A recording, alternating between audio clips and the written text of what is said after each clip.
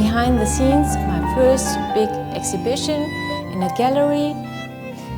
At some point in the process, I realized that I didn't want to use art to express myself, but to give to others, to represent them, to learn from them, and to tell others about it.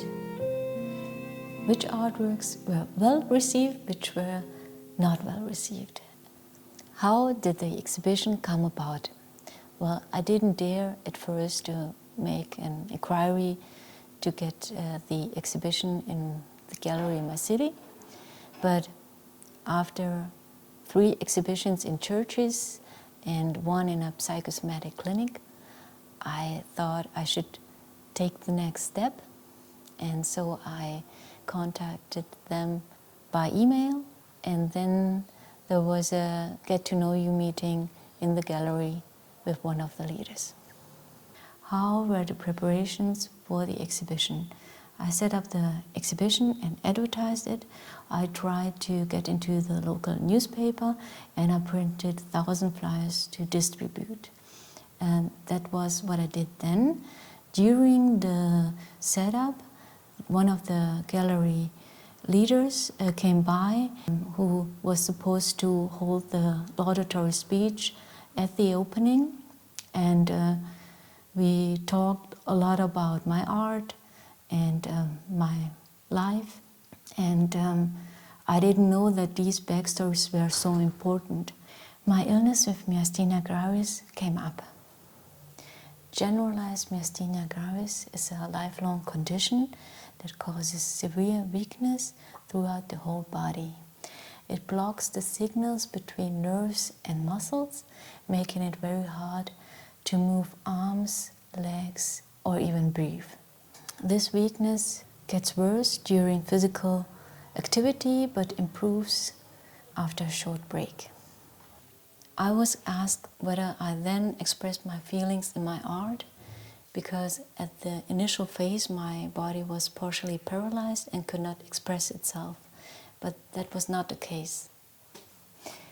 At some point in the process, I realized that I didn't want to use art to express myself, but to give to others, to represent them, to learn from them, and to tell others about it.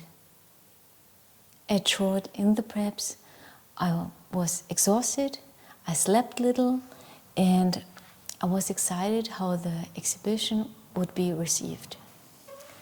How was the opening?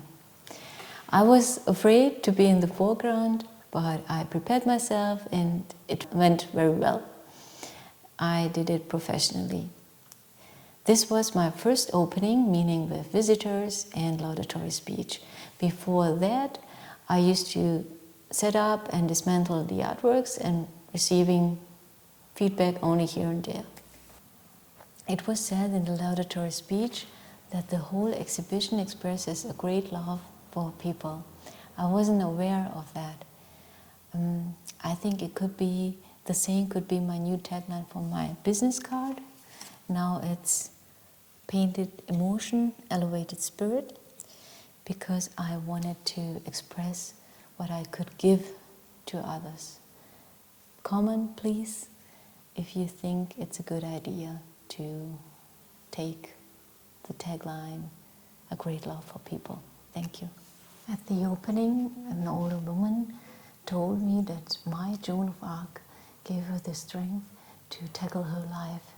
I didn't know what to comment, what to say, and I thanked her simply. How were the opening hours? The exhibition is in July, so I didn't think about that July is a vacation month. So my newspaper contact was on vacation. Many of the guests I wrote to in advance were on vacation, and I didn't consider a series of concerts in the city, especially during the opening, which took place.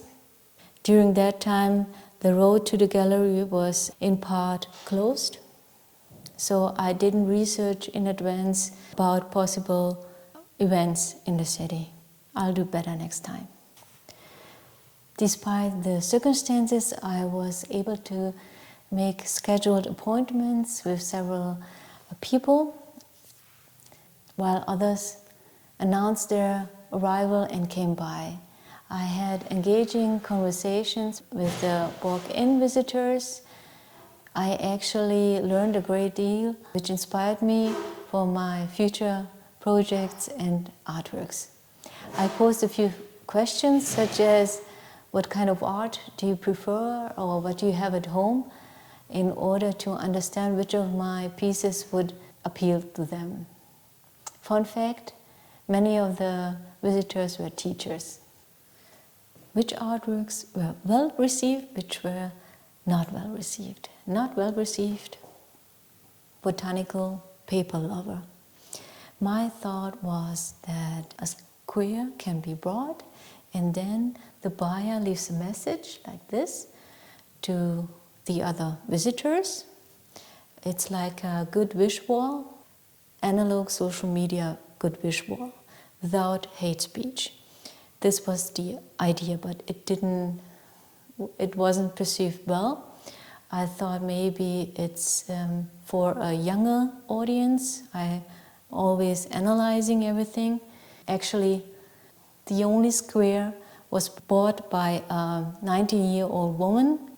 Yes, make sense of it. Not well received.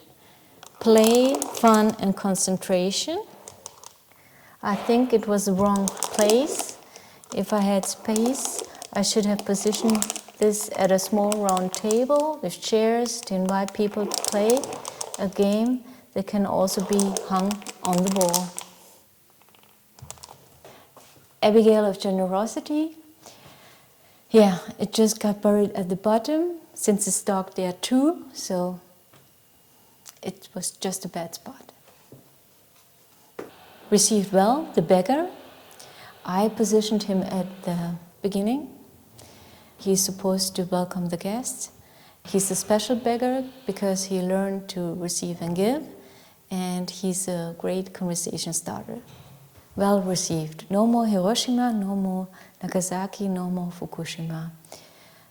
Well, the story behind the picture, the significance in today's world, the positive effect which cohesion and love has in today's world. It was very much appreciated. And one woman was reminded of a film, scientific film she had seen. So if you know which film she meant, please comment. Well received, The Father and His Sons. It was liked by a woman who doesn't like figurative art. My CV and my artistic biography were taken very often. The jewelry was also well received. I got interesting orders of a heart with a soccer ball and a heart with a rainbow for a girl. That was a test that went well. What did I do between opening hours? In the beginning, I felt deeply exhausted and found myself questioning the purpose of my work. However, I persevered and continued to develop new artworks and projects. I had a beautiful encounter with a visitor who came with a companion, and the visitor was in a wheelchair, and unfortunately the gallery entrance is not wheelchair accessible. So I got outside and I suggested to her that I bring some of the artworks to her, and that's exactly what I did. She was then delighted. She was also reminded in some of the artworks of her husband, and she told me that her husband had studied art and then studied education and was a long lifetime a school principal. His dream was to have a gallery in northern France, but he couldn't fulfill that dream in his lifetime. So she was very delighted to get a small private viewing from me. In that exact moment, a project that has been buzzing in my head came to mind, the podcast of The Unknown Artist. These stories are just as interesting and profound, and I think as an unknown artist myself, I could ask the right questions. What are my next steps? Keep on hustling and likely catching up on sleep. What do I wish for you? From the note of the 90-year-old woman, wishing you lots of good health. Comment, what encouraged or moved you the most?